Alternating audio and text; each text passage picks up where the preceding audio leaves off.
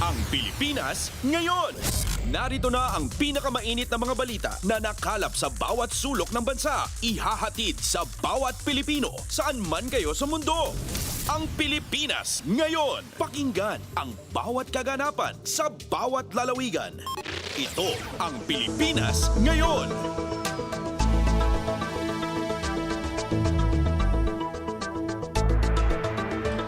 Magandang araw sa ating mga tagapakinig. Welcome po muli sa ating programang Ang Pilipinas Ngayon. Napapakinggan po ninyo sa anumang bahagi ng mundo sa pamamagitan ng ating himpilang Radyo Pilipinas World Service ng Presidential Broadcast Service. Napapakinggan po tayo sa Radyo Pilipinas World Service audio streaming sa inyong mga PBS receiver app at sa Radyo Pilipinas World Service official Facebook page at YouTube account. Balik shortwave radio na rin po ang Radyo Pilipinas World Service. Napapakinggan po tayo sa ibayong dagat para sa ating mga kababayang overseas Filipino workers at mga seafarers sa mga sumusunod na frequencies. Ang English program po tuwing 10 a.m. hanggang 11:30 a.m. mapapakinggan sa 12.020 MHz, 15.640 MHz at 17.665 MHz. Ang Filipino program naman po tuwing 1:30 a.m. hanggang 4:30 a.m. mapapakinggan sa 9.370 MHz, 9.925 MHz at 12.120 MHz. Ito po si Bea Gaza de Guzman. Samahan po ninyo ako sa kabuuan ng ating programa ngayong araw. Kapapalooban pa rin po ng mga panayam sa mga napapanahong issue at mga mahahalagang balita mula dito sa ating bansa. Kasama ng mga ulat mula sa iba't ibang rehiyon ng Pilipinas, mga segmentong business, sports at showbiz. Antabayanan po, sasainin na sa ilang sandali ang kabuuan ng ating programang Ang Pilipinas Ngayon. Mga kaganapan sa Kamaynilaan at mga kalapit na lalawigan dito sa Ang Pilipinas Ngayon. Sa ating mga balita, inatasan ni Pangulong Ferdinand R. Marcos Jr. ang kapwa Department of Foreign Affairs o DFA at Department of Migrant Workers o DMW na gumawa ng kaukulang aksyon para madetermina ang kinaroroonan ng mga Pilipino sa mga apektadong area kasunod ng airstrike sa Iran. Ayon sa Pangulo, pinakamahalaga ang kaligtasan ng mga Pilipino sa Iran at sa iba pang bansa sa gitnang silangan. Patuloy aniya ang pangangalap ng dagdag na impormasyon para sa mga kababayan nating nasa lugar na tinamaan ng airstrike. Narito ang pahayag ni Pangulong Ferdinand R. Marcos Jr. Magandang umaga po sa inyong lahat. Sa palagay ko po ay nambalitaan nyo na po na binomba ng Israel at saka ng Amerika ang Iran. At ang Iran naman ay sumagot at bomba naman ng mga American base sa United Arab Emirates, sa Bahrain, sa Oman at siyempre sa Israel. Alam naman natin na napakarami ang Pilipino diyan sa bandang Middle East. I'm sure nag-aalala kayo sa inyong mga kilala, mga kaibigan at mga kaanak na nandun. Mula nung nabalitaan natin na nagsimula itong gera, ay nagmo-monitor na kami kahapon pa ng late afternoon sa ating mga embassy, sa ating mga labor attaché, sa lahat ng mga embassy natin doon sa Middle East. At nais kong i-report sa ating mga kababayan na sa ngayon, as of 9 o'clock Sunday, wala po tayong natatanggap na report na may casualty na Pilipino. Wala pong Pilipino ang namatay, wala na Pilipino ang nasaktan. At sa ngayon ay patuloy ang aming pag-monitor para tiyakin na nasa magandang kalagayan ang ating mga kababayan sa Middle East. Ang ating tuloy-tuloy na binabantayan dahil ito'y kailangan natin tuloy-tuloy na bantayan at hindi ito tapos pa. Palagay ko patuloy pa itong gerang ito. Ngunit sa aming latest report ay ang ating mga kababayan ay nasa safe na lugar. At sila ay kapunta sa mga bomb shelter kung saan sila at lumalayo sila doon sa mga bases ng Amerikano upang hindi naman sila mapalapit sa alanganin. Patuloy po ang pagre-report natin habang dumadating po ang report sa akin. Magandang umaga po. Tinig ni Pangulong Ferdinand R. Marcos Jr. Kumpleto, detalyadong balitaan, di papahuli sa mahahalagang kaganapan. Kamustahin ang inang bayan, ang Pilipinas ngayon. Nagpaalala ang mga embahada ng Pilipinas sa United Arab Emirates o UAE, Kuwait, Qatar, Bahrain, Saudi Arabia, Lebanon at Jordan na limitahan muna ang galaw ng mga Pilipinong naninirahan sa mga naturang bansa. Kasunod ng paglunsad ng Iran ng airstrike sa ilang base ng Estados Unidos sa gitnang silangan bilang ganti sa Israeli-US military operation nitong Sabado. Iniulat ang pagbomba sa ilang parte ng Middle East kabilang ang Abu Dhabi sa UAE, Manama sa Bahrain at Kuwait. Patuloy ang lokal na otoridad sa mga nabanggit na bansa sa pag-issue ng alerto sa mga residente. Batay sa flight tracking platform, Flight Radar 24, ilang airspaces ang kasalukuyang sinuspinde, kabilang ang Iran, Iraq, Kuwait, Bahrain, UAE at Qatar. Nauna nang iniulat na binomba ng Iranian military ang Al Udeid Air Base sa Qatar, Al Salem Base sa Kuwait, Al Dhafra Air Base sa UAE at US 5th Fleet Base sa Bahrain. Pasada ng mga balita mula sa Pilipinas para sa mga Pilipino saan man sa mundo. Ang Pilipinas ngayon. Samantala, batay sa pinakahuling ulat nitong Sabado ng gabi, kinumpirma ng Department of Foreign Affairs o DFA na walang Pilipinong nasaktan o naapektuhan sa pinakahuling sitwasyon sa Middle East. Ayon sa DFA, patuloy nilang minomonitor ang kalagayan ng mga Pilipino sa mga bansa sa gitnang silangan, kabilang na ang Iran at Israel, pati na sa mga bansa sa Gulf region kung saan may malaking bilang ng overseas Filipino workers. Naka-full alert ang mga embahada ng Pilipinas sa mga nasabing lugar at nakahanda ang mga opisyal na magbigay ng agarang tulong kung kinakailangan. Ipinatupad na rin ang mga contingency plan bilang bahagi ng paghahanda sakaling lumala pa ang sitwasyon doon. Patuloy naman ang panawagan sa mga kababayan sa Middle East na mag-ingat at sumunod sa mga abiso ng pamahalaan. Kumpleto, detalyadong balitaan, di papahuli sa mahahalagang kaganapan. Kamustahin ang inang bayan, ang Pilipinas ngayon.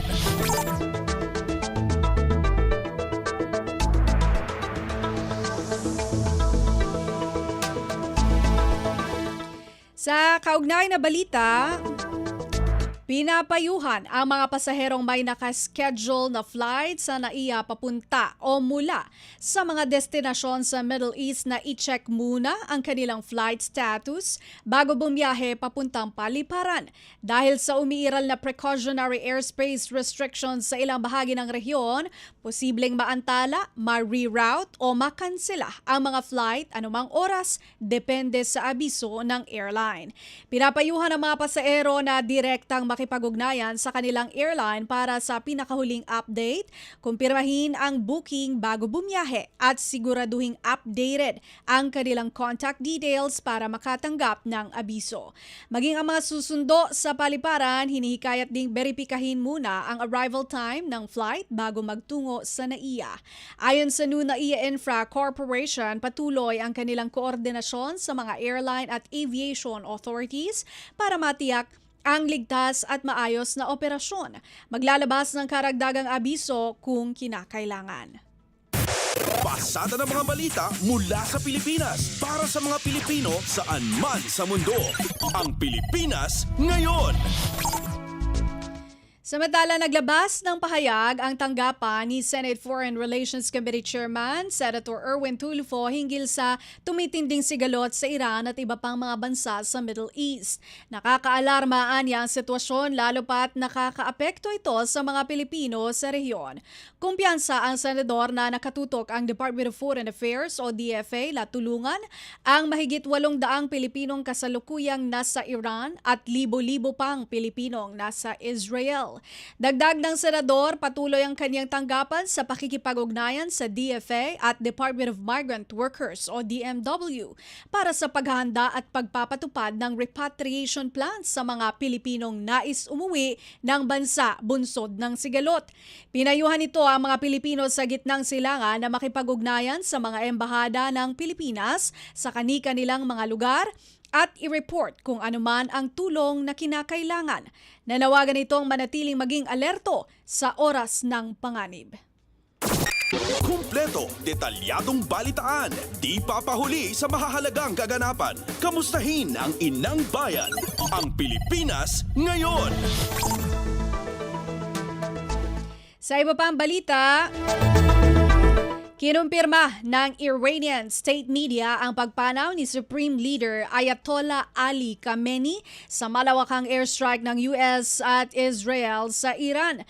Napaslang din sa pagbomba ang anak na babae, manugang at apo ni Khamenei. Inanunsyo ni US President Donald Trump ang major combat operations sa Iran matapos maglunsad ang Israel ng missile attacks nitong Sabado at magpatuloy aniya ito hanggang sa makamit ang kanilang mga objective. Iniulat pa ng Iranian state media sa isang eskwelahan sa southern Iran ang tinamaan ng pag-atake na kumitil ng hindi bababa sa 108 katao. Hindi naman bababa sa 201 katao ang patay sa 24 na mga probinsya. Una nang iniulat na tinarget ng retaliatory attack ng Iran ang Israel at US assets sa ilang Middle East countries, kabilang ang Qatar, UAE, Kuwait, Bahrain, Jordan, Saudi Arabia at Iraq. Kumpleto, detalyadong balitaan, di papahuli sa mahahalagang kaganapan. Kamustahin ang inang bayan, ang Pilipinas ngayon. Kinondena ni United Nations Secretary General Antonio Guterres ang pinakahuling military escalation sa Middle East na kinasasangkutan ng Estados Unidos, Israel at Iran at nagbabala sa posibleng mas malawak na sigalot sa rehiyon. Ayon sa United Nations Chief, ang paggamit ng puwersa ng Estados Unidos at Israel laban sa Iran at ang kasunod na ganting aksyon ng Iran sa iba't ibang bahagi ng rehiyon ay naglalagay sa panganib sa pandaigdigang kapayapaan at seguridad. Binigyang diin niya na lahat ng miyembrong estado ay obligadong sumunod sa international law, kabilang ang charter ng UN na nagbabawal sa banta o paggamit ng puwersa laban sa territorial integrity o political independence ng anumang bansa. Nanawagan si Gutierrez ng agarang pagtigil sa paggamit ng puwersa at de-escalation upang maiwasan ang mas malawak na regional conflict na maaaring magdulot ng seryosong epekto sa mga sibilyan at sa katatagan ng rehiyon.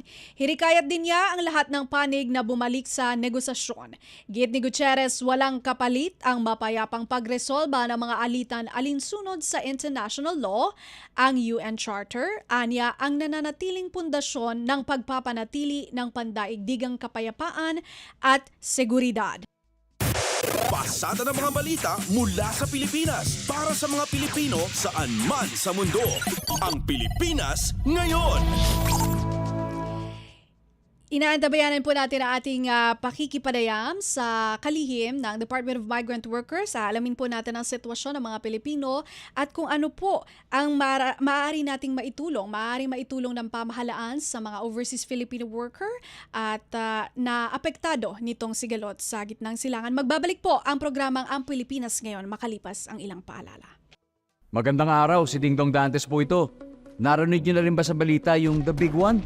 O ang kinatatakutang malakas na lindol na pwedeng mangyari sa Pilipinas? Alam ko nakakatakot. Napakaraming tanong sa isip natin. Anong gagawin ko kapag nangyari yun? Saan ako pupunta? Paano ko ililigtas ang pamilya ko? Sa bawat tanong na yan, dapat may nakahanda tayong sagot at aksyon. Dahil mapapanatag tayo kung alam natin ang gagawin sa panahon ng sakuna. #panatag ang may alam. Maging panatag Pilipinas. Mas pinadali na ang government transactions sa tulong ng eGovPH Super App. Pwedeng-pwede mo nang magawa ang lahat ng ito. I-download ang eGov app sa iyong smartphone o tablet mula sa App Store o Google Play Store. Pagkatapos, ilagay ang iyong mobile number at i-authenticate gamit ang one-time PIN o OTP para marehistro ang iyong account. Saka ilagay ang iyong mga pangunahing impormasyon at kumpletuhin ang facial recognition technology para sa verifikasyon ng iyong pagkakakilanlan. Para sa mas mabilis at mas maayos na serbisyong panggobyerno, gamitin na ang eGovPH Super App.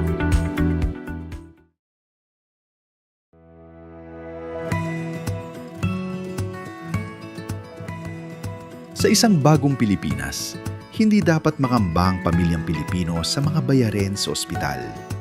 Kaya naman sa Zero Billing Policy, libre ang inyong paggamot sa lahat ng mga Department of Health hospitals. Mapa-inpatient, outpatient, o emergency services. Isama na rin ang mga mamahaling gamot,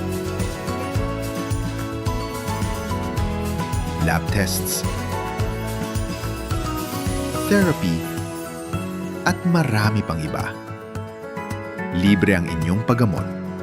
Ang pangangalaga sa kalusugan ng mamamayan ay ang ating pangunahing tungkulin dahil ang serbisyong medikal ay karapatan at hindi dagdag pasanin.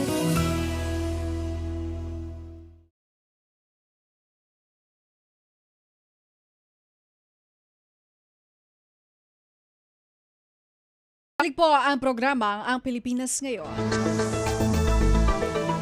Habang inaantabayanan po nating makalusot ang ating tawag sa kalihim ng Department of Migrant Workers o Department o DMW kay Secretary Hans Leo Kakdak, ituloy muna natin ang ating balitaan dito sa palatuntunang Ang Pilipinas Ngayon.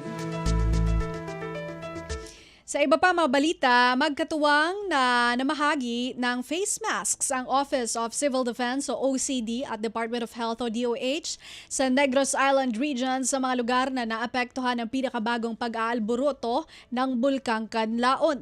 Sa ulat ng OCD-NIR, ipinamahagi ang N95 masks sa mga responder mula sa mga lokal na pamahalaan ng Himamaylan, Kabangkalan, Ilog, Candoni, La Carlota, La Castellana, Bago, Binalbagan, Isabela at Moises Padilla.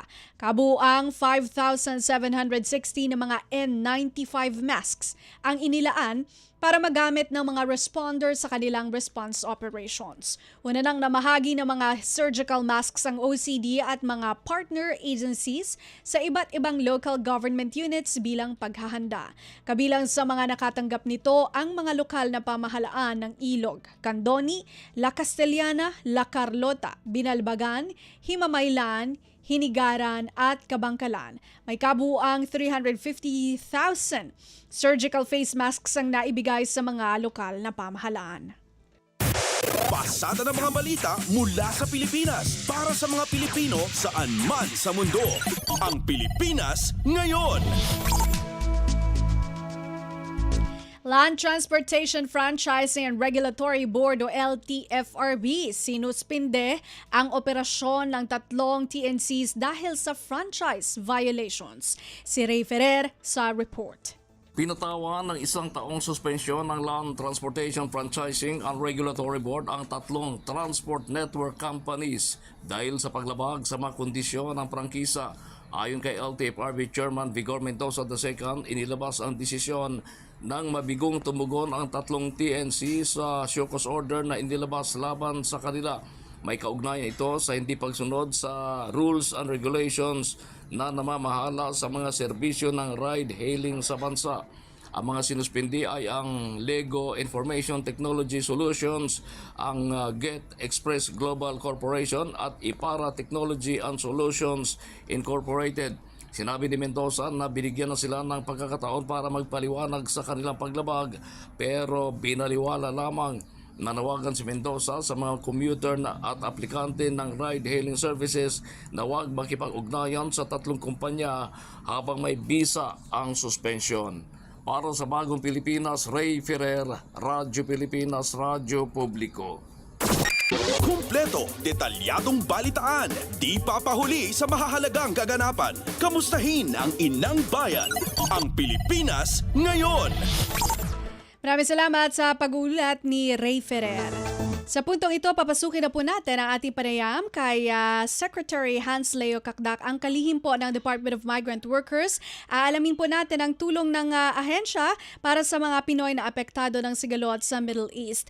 Magandang araw po sa inyo, Secretary Kakdak, si Bea Gaza de Guzman po ng Radyo Pilipinas World Service. Yes, Miss Bea, magandang hapon po sa inyong lahat. Magandang hapon. Maraming salamat po sa inyong pagpapaunlak sa programa. Katulad po ng nabanggit namin, Secretary Kakdak, kukumustahin lang po namin ang inyong pagmamonitor ng DMW sa mga Filipino sa Middle East. Yes, sa ngayon ay pag-usap po tayo na sa ilang mga Filipino community members, leaders, at yun nga, wala pang sa kabuong ulat ay wala pang tayong natatanggap naman na nasaktan o di kaya malubhang naapektuhan na OFWs dito sa ongoing mga pangyayari as they unfold sa gitnang silangan. And of course, we are well coordinated with the DFA ayon sa direktiba ng Pangulo na pangalagaan ng mga OFWs sa DFA. So sa kanilang mga host countries together with the DFA. So patuloy lang itong effort na ito na pagmamanman ng sitwasyon. Nasa airport po ako ngayon kasi tinatanong natin yung mga OFWs kung nandito sa lounges. Dito natin nalalaman kung sino yung mga stranded at therefore kailangan dahil na sa mga flight cancellations at therefore kailangan ng tulong sa flight rebooking, kailangan ng tulong sa kanilang mga accommodation at transport. Kaya ipag-ugnayan din naman tayo kay Administrator P.Y. Kaunan ng OWA patungkol dito. Okay. Ayun, so it's a good thing po na as of the moment, batay sa datos ni na Secretary, wala pa naman pong mga Pilipino ang napaulat na nasaktan o naapektuhan nitong ating minomonitor na sigalot dyan po sa Middle East. Secretary, nabanggit nyo po as of the moment, nasa airport kayo, no?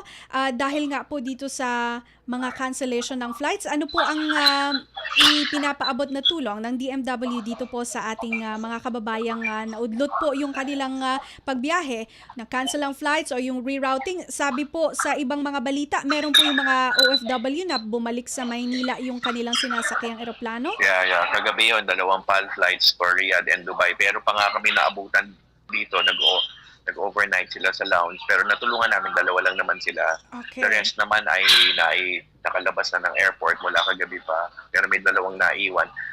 Merong mga in transit lang. Sarado ang Dubai at Qatar airports, no? So Doha.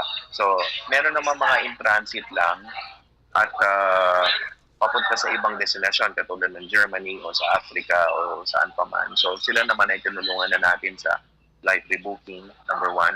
And number 2, yung accommodation transport, yun nga, through the OWA. Meron mga papunta ng Taipei, Hong Kong, so okay lang naman yun. Nandito lang sila sa lounge, kumakain at nag-aantay ng flight. Pero yung mga talagang ang final, yung sa Saudi, tuloy naman ang Saudi flight so far, kaya nag-aantay rin sila. Ngayon, yung talagang ang final destination ay Dubai at Doha, yun, sila talaga ang maapektuhan nitong flight cancellation. So again, hindi rebooking kasi sarado ang airport, but yung pagkakaroon ng accommodation and transport assistance, yun yung sinasagawa natin dito ngayon. Okay, Secretary, ito naman po, doon naman po sa mga Pilipinong nandoon sa Middle East, ito po bang mga lugar na nabanggit nyo rin, yun po ba yung mga kinukonsidera natin na mga high risk, or aling mga lugar po ba yung talagang tinututukan natin? Yeah, ang tinututukan natin dito ngayon yung lugar na katulad ng mga sa Middle East, yung Gulf states na tinatawag, and then Israel, of course, binabantayan din. Ang Lebanon at Jordan, binabantayan din. But so far, wala namang matinding pag-atake o involvement ng dalawang bansa na yun. Although sa Jordan, merong nararamdaman ng mga ilang missile fire. But still, in general, again, walang apektadong Pilipino na malubha at walang nasasaktan. Kaya we hope it stays that way. Although minaman natin ang UAE kasi kung ang sangayon sa international media, tinabaga patuloy ang pag-atake doon. Secretary, may mga OFWs na po ba from these areas na nabanggit nyo, UAE, Israel, Jordan, na talagang nag-reach out sa DMW para sa assistance? Yes, of course. Pero ito nga, nandito kami sa lounge at meron din sa mga airports na nakaka-cancel yung flights pabalik. Kaya tinutulungan din sila sa aning puwersa ng DMW, MWO at ng OWA sa larangan na ito. Okay. Kaya tuloy-tuloy lang po ito. Alright. Secretary, meron po tayong tinatawag na crisis alert system sa mga bansang nabanggit, especially yung sabi nyo, Israel, Jordan, UAE. May pagtaas na po ba ng alert system? Yes, meron pa rin pagripaso o wala pa lang, by the way, wala pang pagtaas ng alert level at tayo naman ay nagre-rely dito sa DFA na nagsusuri ng sitwasyon, rinirepaso daw ang mga flight, mga alert level. So, antabayan na lang natin ang action ng DFA dito sa Sectors Lazaro. Ibig sabihin, wala pa naman po yung nire-require natin na mandatory repatriation, Secretary? Wala pang mass repatriation dito kasi ayaw din natin mag-cause ng grave alarm sa mga OFWs natin, OFW communities. Thus far, they remain unharmed by what is going on. So, ganun na lang muna. Okay. And Secretary, yung Action Fund po ay naka-activate pa rin naman po, no? Paano po ma-avail? Opo. Tuloy-tuloy lang po ang ating pagkakaroon ng pagkakaroon ng koordinasyon. Yung Action Fund po, dumulog lang po sa amin yung 1348 hotline at kasama ang OWA at patuloy po tayo magsisilbi dito sa ating pagkakaroon ng Action Fund assistance. Okay.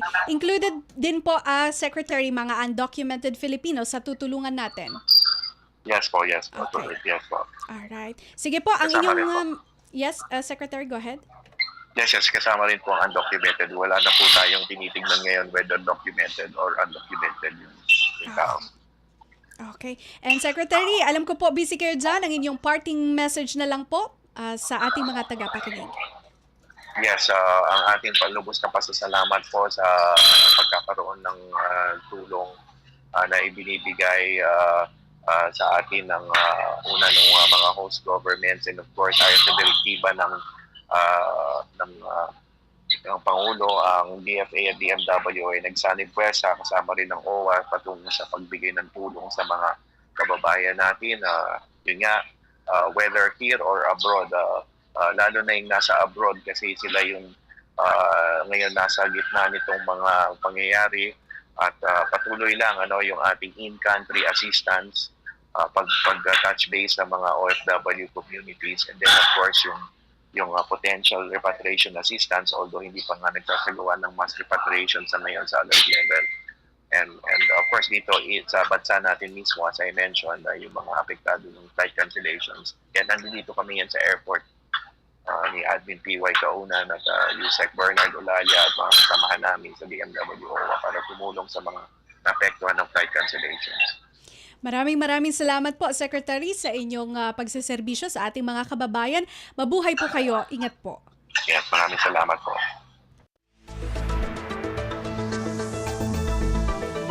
Iyan po si Secretary Hans Leo Kakdak, ang kalihim po ng Department of Migrant Workers o DMW. Kaya pong ibinigay ang pinakahuling mga impormasyon o binigyan tayo ng update tungkol po dito sa mga Pilipino na apektado ng sigalot sa Middle East.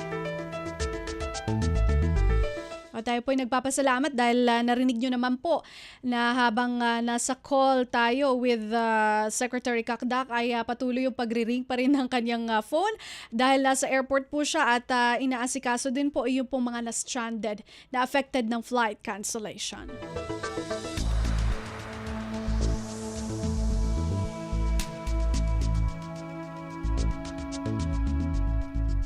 Balik po tayo sa ating balitaan.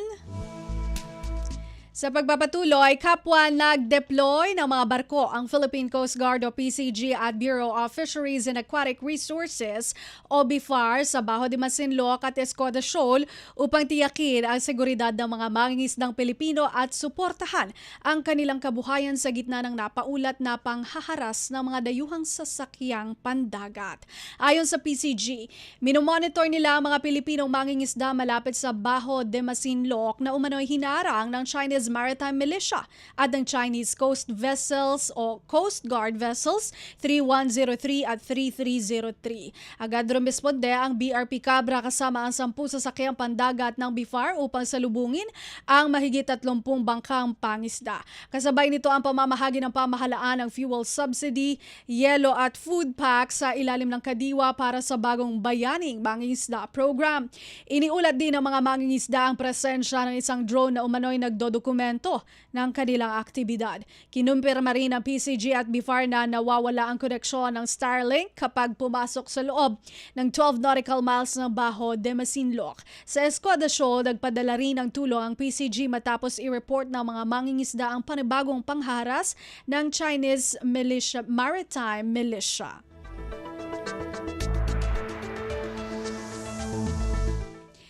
Iginiit ng PCG na prioridad nila ang kapayapaan, katatagan at pagpapatupad ng batas sa West Philippine Sea kasabay ng direktiba ni Pangulong Ferdinand R. Marcos Jr.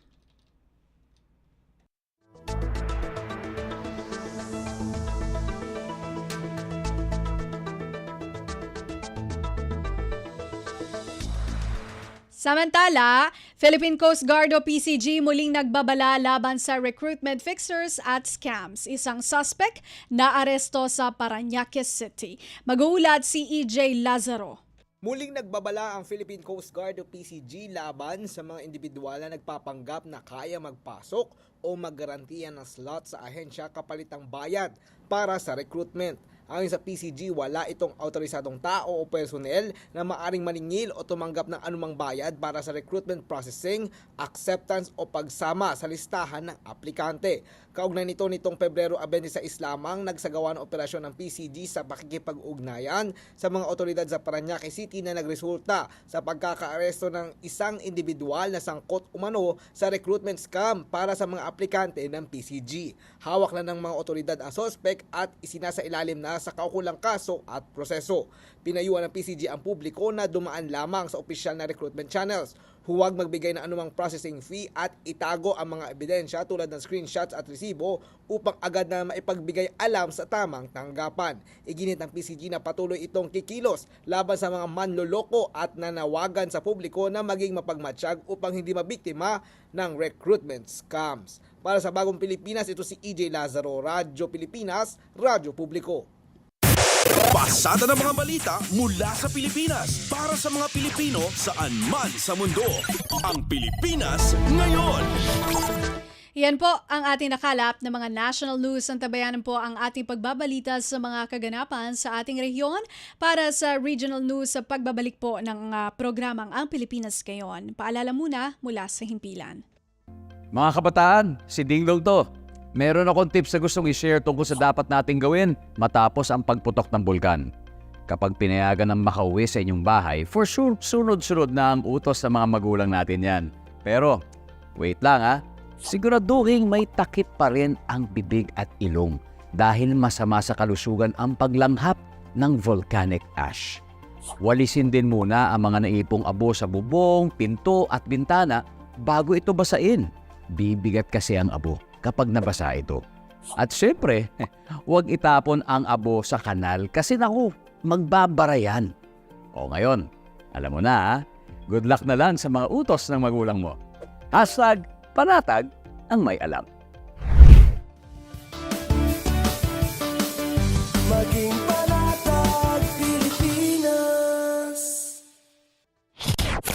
Balita mula sa lalawigan sa bawat rehiyon ng ating bayan. Dito sa Ang Pilipinas Ngayon. Nagbabalik ang programang Ang Pilipinas Ngayon. Narito na po ang mga balita para sa ating regional news ngayong araw na ito. Crayfish o maliliit na ulang magiging bagong source ng kabuhayan ng mga Cagayan, ayon sa Provincial Agriculturist Office. Magbabalita si Dina Villacampa ng RP2 Gigarao. Itutuba sa ngaw na provincial government na Cagayan, ipangalaga ta Australian Red Claw Crayfish na bago na pwede patuloyan na Cagayano ira. Nagkagi na Provincial Agriculture Office, dakali potential na crayfish farming ta probinsya tabagay yaw ta klima Andre Arimawak idakal na puhunan para mapaaruyaw. At tananggare, idemanda crayfish ta karuan irang nga nasyon yaton ta apanyaw nga probinsya na oportunidad ta pwede maka-export gapa ta kagi nga sira. Dapeno mapatumpalyaw. Nag-organisa ta orientasyon IBFAR Region 2 ta Municipal Agriculture Officer ira, Agriculture Technicians and Fish Pond Operators ta probinsya tapeno metodo ipangalaga entre papakarutaw. Pati imangala ta permit, requirements, monitoring protocols entre yari nakasa entre safe nga papakarutaw and natudo ta nira. Iraga pasangaw, imang ituddo ta kabaryo da tapeno makakala ta aro nga ma-venture ta crayfish farming. Yato ni balita nagafuta syudad na tugigaraw yaw si Dina Tudong Villacampa, Radyo Pilipinas, World Service. Balita mula sa lalawigan sa bawat rehiyon ng ating bayan. Dito sa Ang Pilipinas Ngayon. Maraming salamat, Dina Villacampa. Baguio City Mayor Benjamin Magalong inatasan ng City Social Development Office na ihanda ang listahan ng mga benepisyaryo ng pagbigas sa ilalim ng Local Government Support Fund. Si Joseph Cabanas ng RP Baguio sa balita.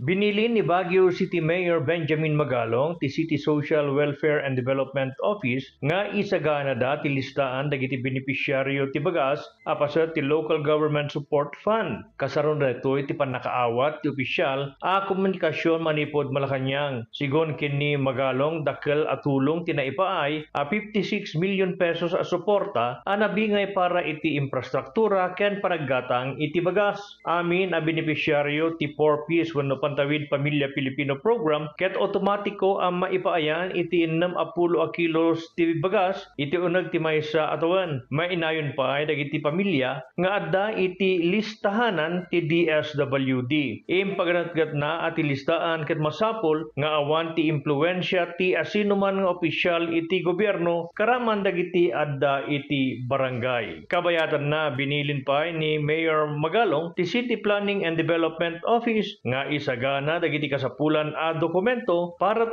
kadagiti priority projects a mapunduan iti sidong ti Local Government Support Fund. Damag manipod dito'y Baguio City, siyak ni Joseph Cabanas, Radyo Pilipinas, World Service. Balita mula sa lalawigan sa bawat rehiyon ng ating bayan. Dito sa Ang Pilipinas Ngayon. Maraming salamat, Joseph Cabanas. People Center inilunsad sa Catanduanes para palawakin ang serbisyong pangkalusugan. Detalye mula kay Rosie Nieva ng RP Virac. Formal nang pinuksan ang People Center sa Provincial Capital Compound sa Catanduanes nganing magserbing sentro kan mas inklusibo asin pinahewas na serbisyong pangsalud asin panlipunan. Pigatindiran nini kan mga opisyal kan PLGU sa pangingenot ni Governor Patrick Asanza, Provincial Health Office, Department of Health asin iba pang lokal na health leaders. Kasabay kainipig permahan man ang Memorandum of Agreement sa Cancer Services sa pagutanan kan PLGU asin Bicol Regional Hospital and Medical Center, Bicol Cancer Center upang mas maparani ang pagbulong asin suporta sa mga pasyente. Nagkondusir man in People's Day Health Caravan na naghatod ng konsultasyong medikal asin dental, mental asin TB assessment, vision screening, mga bulong asin iba pang libreng serbisyo. Sigon na sa gobyerno, obheto kang proyekto na labi pang mapakusog ang serbisyong pampubliko para sa mga katandunganon. Gikan sa RP Virac, kini si Rosie Nieva para sa Radyo Pilipinas, World Service. Balita mula sa lalawigan sa bawat rehiyon ng ating bayan. Dito sa Ang Pilipinas Ngayon. Maraming salamat, Rosie Nieva. Fire safety awareness, paiigtingin pa ng Bureau of Fire Protection Iloilo City ngayong Fire Prevention Month. Magulat si Hope Torrechante ng RP Iloilo. Mag-uulat si Paul Tarosa ng Iloilo. Sa pag-obserba sa Fire Prevention Month, pasangkaron pa sa Bureau of Fire Protection Iloilo City ang fire safety awareness sa mga pumuluyo. Subong nga daw nagiwat sang Zumba kag motorcade. Ang Bureau of Fire Protection sa syudad sang Iloilo ini pagpahibalo sang BFP sa publiko nga Fire Prevention Month na. May waton man nga simultaneous nga pagpauwang sa mga sirena sa tanang nga fire stations sa syudad sang Iloilo. Kabahin sa mga aktibidad sa Fire Prevention Month ang Kidi Fire Square Roadshow. Sa dintudloan ang mga kabataan sang fire prevention, emergency response kag safety habits nga ilagid magamit kung may sunog. Nakitaan sang BFP nga epektibo ini nga inisyatibo nga sa lamharon nila nga edad, may ihibalo na sila sa fire prevention. Sa pag-obserba sang Fire Prevention Month, nagapati si Fire Superintendent Melanie Habawel, BFP Iloilo City Fire Marshal, ang hindi lang katapo sang BFP ang may responsibilidad sa fire safety. Dapat pati ang mga pumuluyo masangkad man ang ila ihibalo para matap na ang sunog sa komunidad. Gintaganik talupangod sang opisyal ang importansya sang paghiwat sang fire exit drill sa mga balay kag pag-check sa mga linya sang kuryente nga masami ginatunaan sang sunog. Nagikan sa RP Iloilo, ini si Paul Tarosa para sa Radyo Pilipinas World Service. Balita mula sa lalawigan sa bawat rehiyon ng ating bayan. Dito sa Ang Pilipinas Ngayon.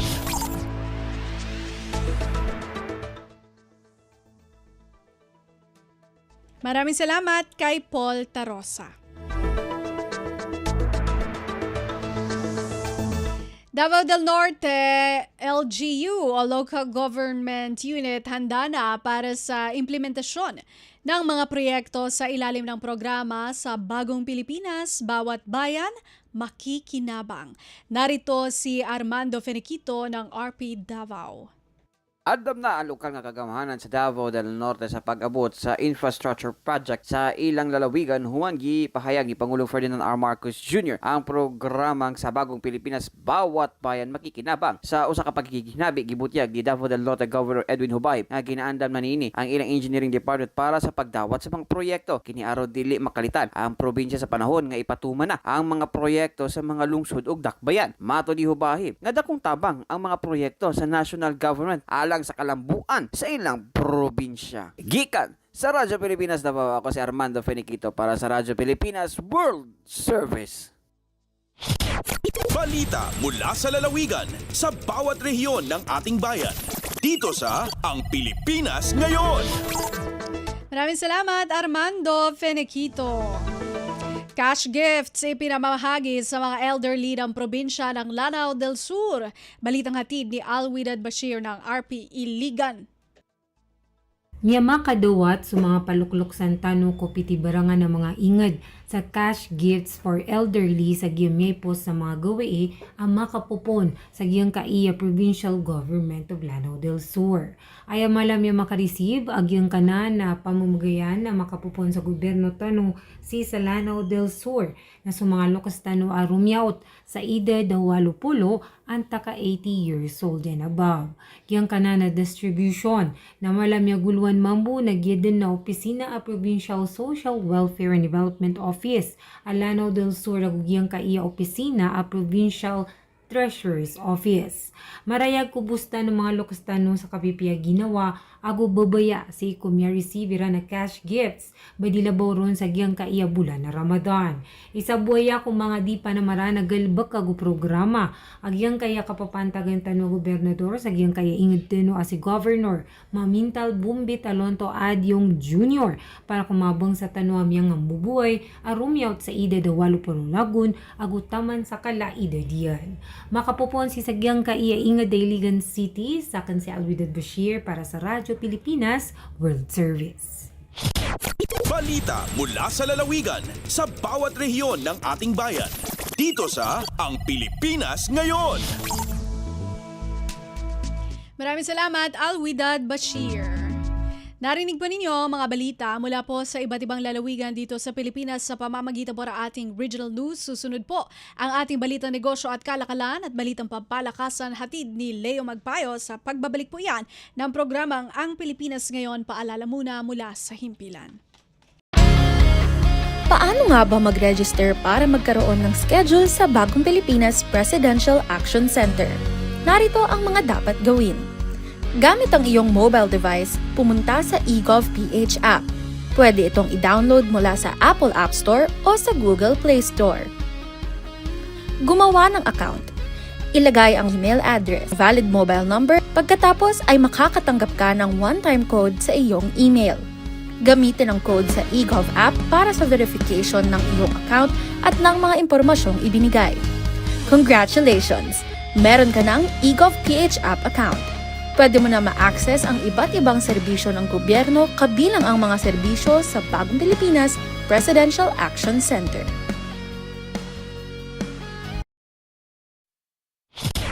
Lagay ng ekonomiya, kalakalan, negosyo at iba pa. Atin ang alamin dito sa Ang Pilipinas Ngayon.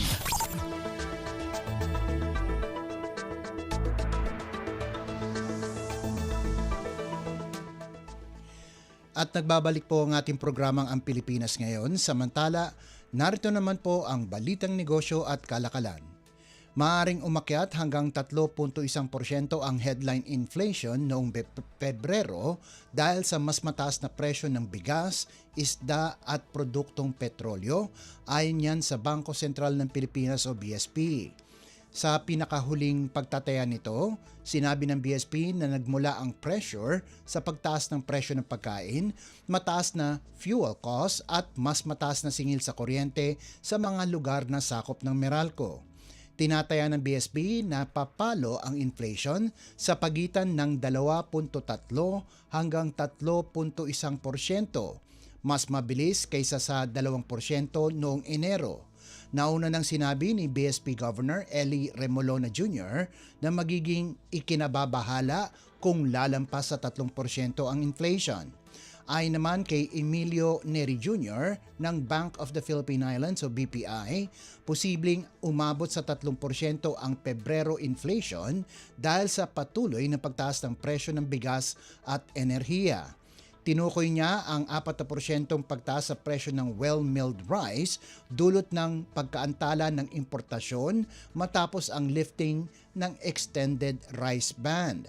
Bumagal din ang rice deflation sa 8.5% noong Enero mula sa 12.3% noong Desyembre 2025. Dagdag pa ni Neri, tumataas din ang pressure dahil sa mas matatag na presyo ng langis sa mundo, kung saan umabot sa $65 per barrel ang West Texas Intermediate, ang pinakamataas sa loob ng 7 buwan.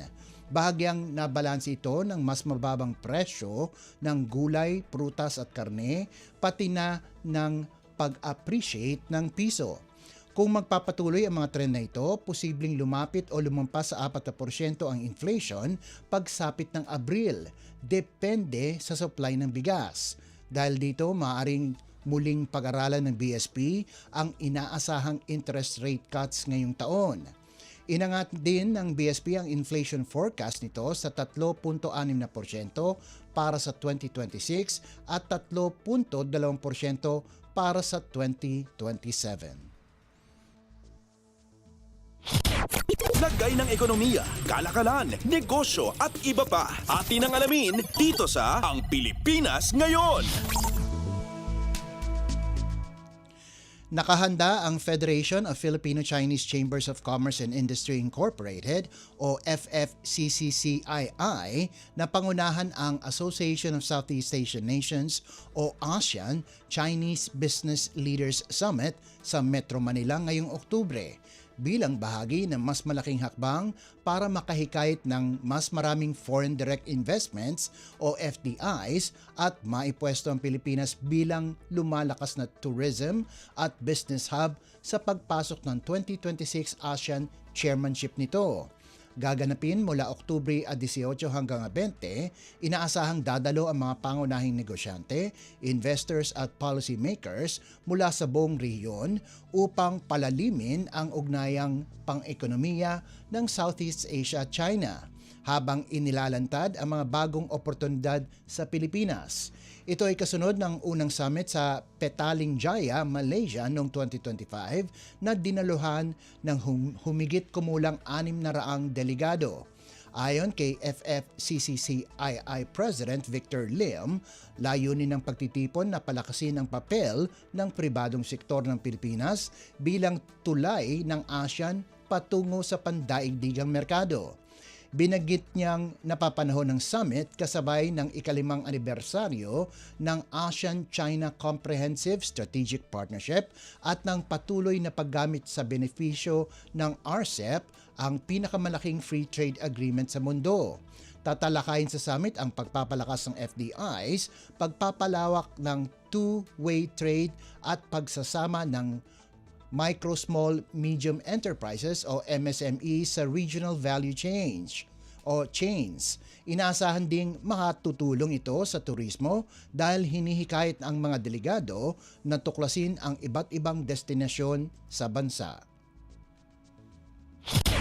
Lagay ng ekonomiya, kalakalan, negosyo at iba pa. Atin ang alamin dito sa Ang Pilipinas Ngayon.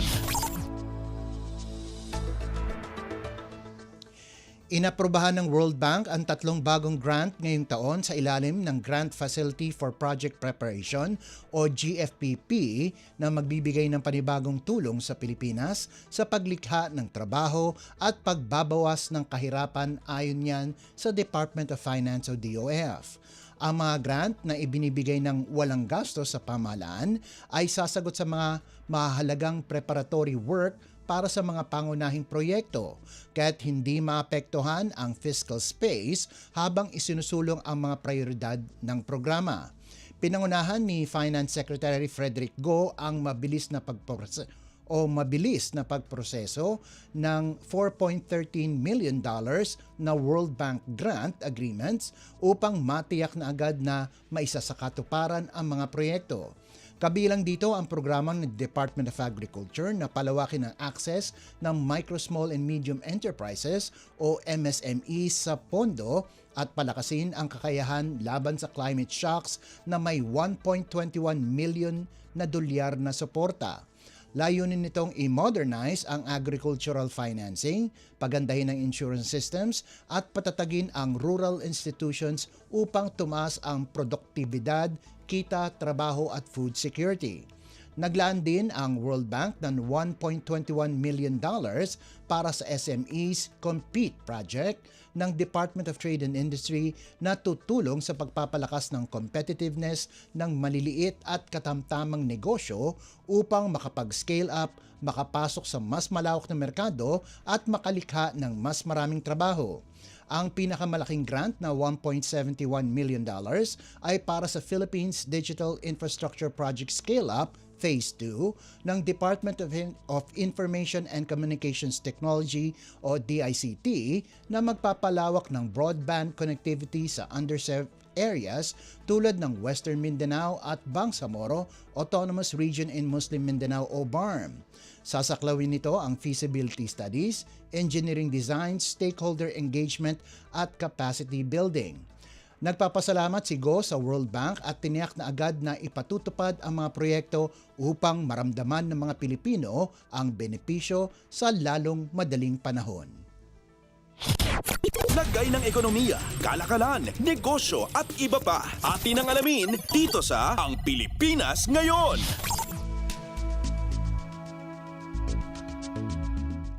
At yan po ang ating balitang negosyo at kalakalan. Samantala, narito naman po ang sports balita. Updates at pinakahuling mga usapin sa mundo ng palakasan. Atin ang pakinggan dito sa Ang Pilipinas Ngayon. Bumida si Carlo Biado at tinapos ni Jeffrey Roda ang laban ng magpasiklab ang Team Philippines mula sa malamig na simula para talunin ang Poland 3-2 at angkinin ang kampyonato sa Predator World Pool Billiard Association o WPA Teams 10-Ball World Championship sa Westgate Las Vegas Resort and Casino nitong Sabado. Matapos matalo sa unang laro kontra Poland, nagpakita ng matinding tibay ang koponang pinangungunahan ni Biado, dumaan sa matarik na ruta at muling nakatunggali ang parehong kalaban sa Race to 3 Finals. Naiwan ng 0-2 sa championship match, nagpakawala ang Pilipinas ng matinding comeback, sinikwat ang susunod na 3 set laban sa talentadong Polish squad para tapusin ang 4 oras at 27 minutong bakbakan. Si Roda ang pinakabata sa grupo na kinabibilangan ng mga world champion na sina Biado, Cheska Centenio at Rubilen Amit ay nagpakita ng matinding composure nang ipasok ang bola na nagpanalo sa bansa sa tensyong shootout.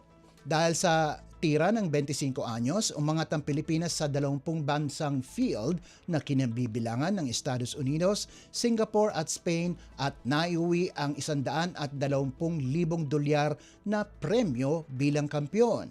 Bago makarating sa titulo, natalo muna ang Nationals sa Poland 2-3 sa opener, dahilan para malaglag sila sa losers bracket kung saan bumawi sila kontra Puerto Rico at Netherlands. Sa losers qualification, winalis nila ang Chinese Taipei bago talunin ang Great Britain at Team USA sa quarterfinals at semifinals para makapasok sa finals. Updates at pinakahuling mga usapin sa mundo ng palakasan. Atin ang pakinggan dito sa Ang Pilipinas Ngayon.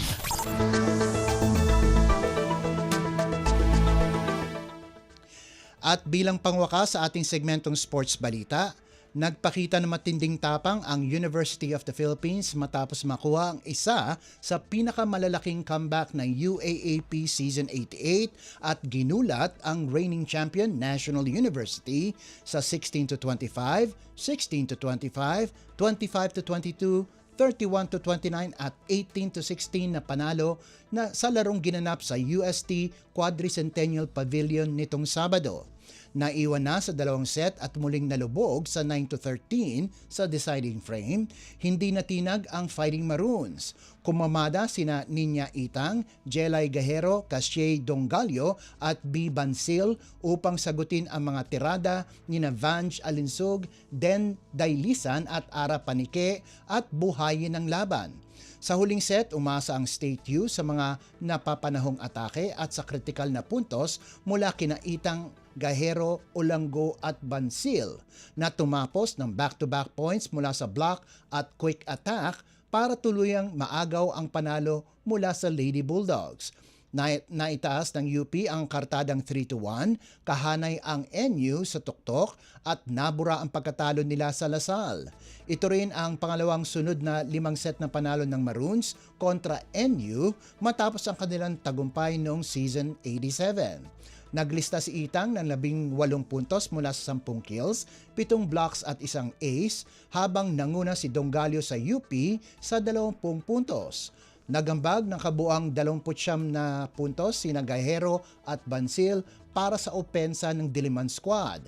Sa pagkawala ni Sam Cantada dahil sa injury scare, umako ng responsibilidad si Alinsug para sa NU at nagtala ng 20 puntos, 9 na digs at 6 na receptions. Nagdagdag naman sina Panike at Alexa Mata ng 17 at 14 na puntos. Updates at pinakahuling mga usapin sa mundo ng palakasan. Atin ang pakinggan dito sa Ang Pilipinas Ngayon. At yan po ang ating pinakahuling balita sa larangan ng palakasan. Ito po si Leo Magpayo. Samantala, susunod naman po ang balitang artista na ihahatid sa inyo ni Steph Vicente.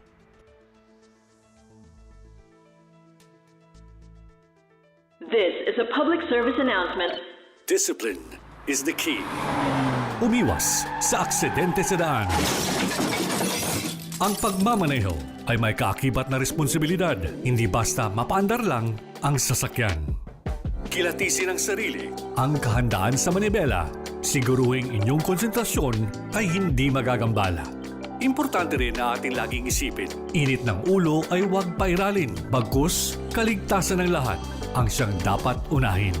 Isang mahalagang paalala mula sa Presidential Broadcast Service at Radyo Pilipinas, Radyo Publiko, 738.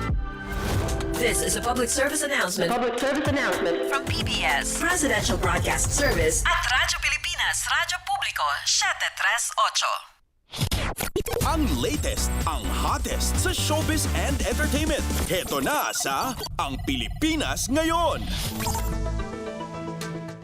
Magandang araw! Nagbabalik na po ang ating programang Ang Pilipinas Ngayon at narito na po ang paboritong segmento ng mga chismoso at chismosa, ang segmentong Balitang Artista. Narito muli ang inyong chikadora Steph Vicente upang hatid ang mga pinakamainit na showbiz balita para sa araw na ito. Hindi ko na patatagalin pa ang ating introduction at simulan na natin ang ratsyada ng mga chika! Ang latest, ang hottest sa showbiz and entertainment. Heto na sa Ang Pilipinas Ngayon. Sosyal kung sosyal ang rampa ni Heart Evangelista sa ginaganap na Milan Fashion Week sa Italy. Tinutukan siya ng international fashion publication sa sikat na fashion event, lalo na at ramdam ang kanyang polished presence at signature elegance on and off the runway. At yung mga magazine na yan, fashion publications, ay ilalamang sa mga prominenteng outlets na nag-feature sa Filipino style icon sa kanilang social media coverage o social media video coverage para sa Max Mara Fall Winter February 2026 show sa Italy's fashion capital. Sa interview ng Elle Singapore, ay ibinahagi ni Heart ang kanyang saloobin patungkol sa timeless appeal ng Italian brand at ang kahulugan ng kanyang look para sa Milan Fashion Week. Ayan, sabi nga ni Heart, quote and unquote, "Definitely it has to do with how you express yourself with your clothes, whether you want to wear your shades or not. But it really has to do with protecting your inner child, whether that's wearing something avant-garde or something soft, it's really up to you. That's how you express yourself." Aniya, sa kanyang outfit bit-bit ang signature ng Max Mara na understated sophistication. Quote and unquote, "The look is all about comfy chic everyday wear, something very Max Mara. You can go to the office, go out at night, it fits any lifestyle." Yan ang dagdag pa niya. Ang latest, ang hottest sa showbiz and entertainment. Heto na sa Ang Pilipinas Ngayon.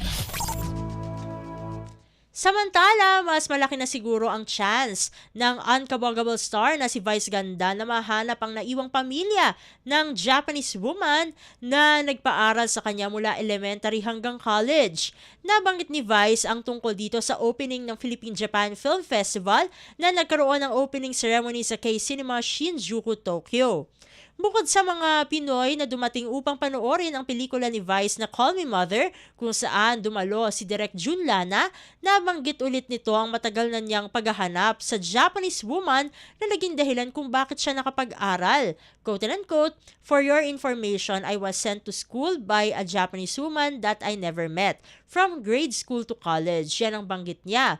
Quote and unquote, "I was very fortunate to be given an educational scholarship by a Japanese woman named Noriko Tokura, a woman I never met. And even if I never met her, even if I wasn't given the chance to meet her, I consider her a great mother because she sent me to school and I felt her love. Though we were miles away, I never met her. Yan ang pagkukwento ni Vice sa mga dumalong mga Pilipino at mga Hapon. Quote and unquote, but every week we used to send each other letters. We exchange letters every week. That is why I still remember her address to this day. Pagpapatuloy pa ni Vice, when I was able to enter show business, I tried to look for her because I really wanted to meet her, to thank her personally for the good deed for sending me to school, but she's no longer in the same address. Ang latest, ang hottest sa showbiz and entertainment. Heto na sa Ang Pilipinas Ngayon. Naku, konti lang oras natin para sa ating segmentong Balitang Artista. Maraming salamat mga chismis para sa inyong pakikinig sa ating segmento. Ako muli ang inyong chikadora Steph Vicente para sa Radyo Pilipinas World Service. Nagbabalik na po ang ating kasamang si Bea Gaza de Guzman. Ang latest, ang hottest sa showbiz and entertainment. Heto na sa Ang Pilipinas Ngayon.